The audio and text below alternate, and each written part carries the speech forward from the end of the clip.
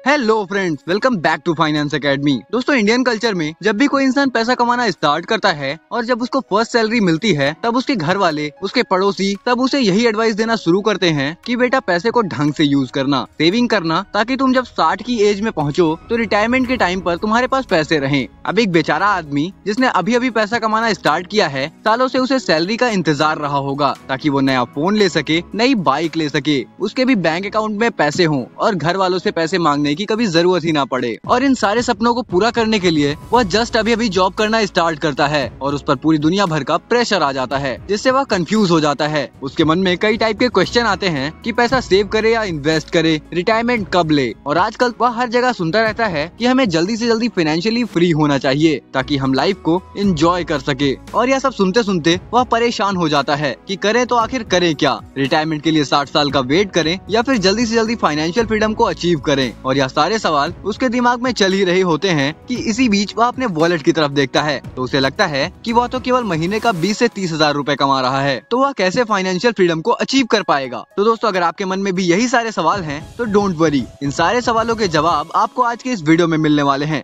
आज मैं आपको सैलरी से फाइनेंशियल फ्रीडम अचीव करने के कुछ इंपॉर्टेंट रूल और प्लान बताने वाला हूँ, जिसमें आप अपनी सैलरी का कुछ % सेव करके और उसे इन्वेस्ट करके जल्दी से जल्दी फाइनेंशियल फ्रीडम को अचीव कर सकते हो और आपको 60 की एज तक काम करने की जरूरत नहीं पड़ेगी। और ये सब हम समझने वाले हैं बहुत ही इजी एग्जांपल्स के साथ। तो चलिए शुरू करते हैं। Point number 1, spending my money. दोस्तों, जब भी आप पैसा कमाना स्टार्ट कर देते हो तो सबसे पहली चीज जो हर कोई करता है कि चलो अपनी पहली सैलरी आई है, कुछ खरीद लेते हैं, नया आईफोन या नया लैपटॉप या फिर नई बाइक, या सब आपको खरीदने का मन करता है। बट आप हमेशा अपनी सैलरी, अपनी इनकम की तरफ देखते हो और सोचते हो कि इसे खरीदूं या फिर नहीं। वेल, जब भी आप ऐसी कोई चीज खरीदने जा रहे हो तो सबसे पहले अपने आप से ये 2 क्वेश्चन जरूर पूछना। क्वेश्चन नंबर 1, क्या ये चीज आपके लिए एसेट होगी या फिर लायबिलिटी। क्वेश्चन नंबर 2, अगर वो चीज एक लायबिलिटी है, मतलब कि आप सिर्फ उसे अपने शौक को पूरा करने के लिए खरीद रहे हो, तो खुद से पूछो कि क्या आप उस चीज को 2 बार खरीद सकते हो या फिर नहीं। अगर आप उस चीज को 2 बार कैश में नहीं खरीद सकते तो फिर अभी के लिए उसे मत खरीदो। अब यहाँ मैं ऐसा बिल्कुल भी नहीं कह रहा हूँ कि उसे भूल जाओ, बट श्योरली सही टाइम का वेट करो। अब आप सोच रहे होगे कि यह कैसी बात है, एक आईफोन 1 से 1.5 लाख रुपए का आता है, मैं एक ही खरीद लूँ वह मेरे लिए बड़ी बात है, 2 बार उसे कैश में खरीदना कैसे पॉसिबल है। वेल, अगर ऐसा है कि आप उस आईफोन को 2 बार नहीं खरीद सकते हो तो आपको उसे नहीं खरीदना चाहिए, क्योंकि हम ह्यूमंस जब भी अपनी लाइफस्टाइल को एक बार बढ़ा देते हैं तो उसे कम करना बहुत ही मुश्किल हो जाता है। इसे मैं आपको एक एग्जांपल देकर समझाता हूँ। मान लो कि आपने अपनी इनकम से 1 लाख रुपए सेव किए थे और आपने उससे आईफोन खरीद लिया। अब आपके सामने रियल एस्टेट की एक ऐसी अपॉर्चुनिटी आ जाती है जहाँ प्रॉपर्टी ओनर आपसे बोलता है कि मुझे पैसों की सख्त जरूरत है और मैं अपनी प्रॉपर्टी 1 लाख की सेल कर रहा हूँ। अब आप ये जानते हुए कि ऐसे मौके बार बार नहीं आते, ये एक गोल्डन अपॉर्चुनिटी साबित हो सकती है, बट आप कुछ भी नहीं कर सकते हो। और ये तो एक एग्जांपल था, आप इसे किसी भी सिचुएशन से कनेक्ट कर सकते हो। तो पॉइंट यह है कि लाइफस्टाइल को अपग्रेड करना बहुत ही आसान है, बट उन अपॉर्चुनिटीज को टाइम पे ना ग्रैब कर पाने का रिग्रेट आप हमेशा करोगे और इससे आप डिमोटिवेट हो जाओगे। तो आप सभी अपनी लाइफ में अभी से ही एक रूल बनाओ, ऐसी चीजें खरीदो जो आपके बजट में हो और जिसे आप 2 बार खरीदना अफोर्ड कर सकते हो। Point number 2,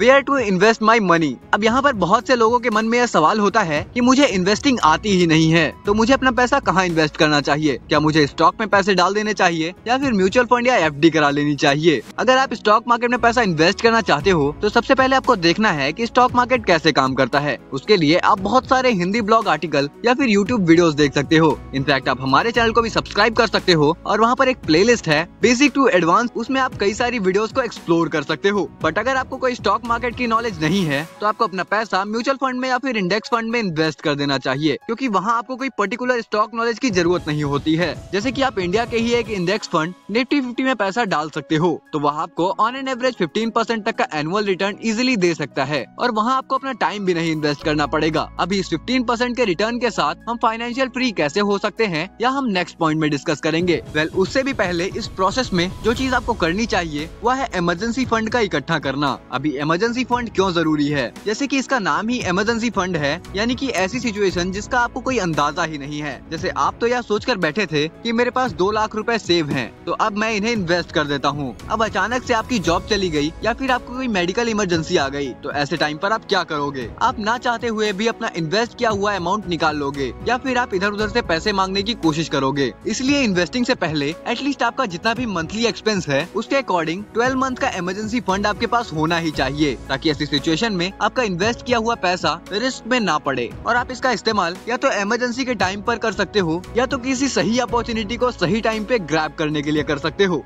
point number 3, when to retire. अब आजकल हर कोई बोलता है कि यार मुझे रिटायर होना है, मुझे ये नौकरी नहीं करनी है, ना ही अपने बॉस के ताने सुनने हैं। मैं तो बस चाहता हूँ कि सारे काम वाम छोड़कर गोवा जाऊंगा और वहाँ आराम से बीच पर बैठकर लाइफ को एंजॉय करूंगा। वेल, अगर आप भी यही सोचते हो तो सबसे पहले हमें रिटायरमेंट की डेफिनेशन सही समझनी होगी। पहले के टाइम पे रिटायरमेंट का मतलब होता था 60 की एज के बाद रिटायर होना, देन उसके बाद फ्री बैठे रहना और कोई काम वाम न करना, क्योंकि 60 के बाद एक्चुअल में आपकी लाइफ में कोई एनर्जेटिक प्लान होता ही नहीं है। वेल, मॉडर्न वर्ल्ड में रिटायरमेंट की डेफिनेशन थोड़ी अलग है। आप कितने ही दिन गोवा में बीच पर बिना काम किए एंजॉय कर पाओगे? 1 महीने, 2 महीने या फिर 6 महीने। लेकिन उसके बाद आप फालतू बैठे बैठे पागल हो जाओगे, क्योंकि आप अपनी एनर्जी और टाइम दोनों को वेस्ट कर रहे होगे। रिटायरमेंट या फाइनेंशियल इंडिपेंडेंस का असली मतलब यह है कि आपको पैसा कमाने के लिए कोई ऐसा काम करने की जरूरत नहीं पड़नी चाहिए जिसे करना आपको बिल्कुल भी पसंद नहीं है। आप अपने हिसाब से अपना काम चूज कर सकते हो, जब चाहे उसे कर सकते हो और जब चाहे एंजॉय कर सकते हो। रोजाना आपको यह चिंता करने की जरूरत नहीं पड़ेगी कि अगर आज मैं जॉब नहीं गया तो मेरी EMI रुक जाएगी और मेरा खर्चा कैसे चलेगा, एटसेट्रा एटसेट्रा। दोस्तों, अक्सर लोग सोचते हैं कि अगर मैं ज्यादा कमाऊंगा तो मैं जल्दी फाइनेंशियल फ्रीडम को अचीव कर लूंगा। वेल, यह बिल्कुल भी जरूरी नहीं है। यह फर्क नहीं पड़ता कि आप कितना ज्यादा कमाते हो या फिर कितना कम कमाते हो। मान लो कि आप साल का 1 करोड़ रुपए कमाते हो, बट आपका खर्च ही 1 करोड़ रुपए है, तो मतलब आपने अपनी पूरी इनकम को खर्च कर दिया और रिटायरमेंट के लिए आपने कुछ भी सेव या इन्वेस्ट किया ही नहीं। और अगर आप महीने का 20,000 रुपए भी कमाते हो और आप उसमें से 5,000 रुपए भी सेव कर लेते हो, तो इसका मतलब आप अपने रिटायरमेंट के लिए पैसा जमा करते जा रहे हो और वह 1 करोड़ रुपए कमाने वाले से भी बेटर हैं। तो इससे कोई फर्क नहीं पड़ता कि आप कितना अर्न करते हो, क्योंकि ऐसे ऐसे सेलिब्रिटीज हैं जिन्होंने करोड़ों रुपए कमाए तो सही, लेकिन उनके खर्चे की वजह से वह बहुत ही जल्दी बैंकक्रप्ट हो गए। तो आपका रिटायरमेंट मोस्टली आपकी स्पेंडिंग पर डिपेंड करता है। चलिए अब इस वीडियो के सबसे इम्पोर्टेंट टॉपिक की। अब सबसे पहले आपको यह पता होना चाहिए कि आपको रिटायर होने के लिए कितना पैसा चाहिए। अब यह डिपेंड करेगा आपके स्पेंडिंग हैबिट्स पर। मान लो कि आपको रिटायरमेंट के लिए 2 करोड़ रुपए चाहिए। अब इसके लिए आपको अपनी सैलरी का 50% सेव करना होगा। चलिए कैलकुलेशन से इसे समझते हैं। मान लो कि आपकी महीने की सैलरी 30,000 रुपए है। अब इस कैलकुलेशन में मैं बहुत ही कम सैलरी लेकर चल रहा हूँ। आप इससे भी ज्यादा कमाते होंगे या फिर फ्यूचर में ज्यादा कमाने वाले होंगे।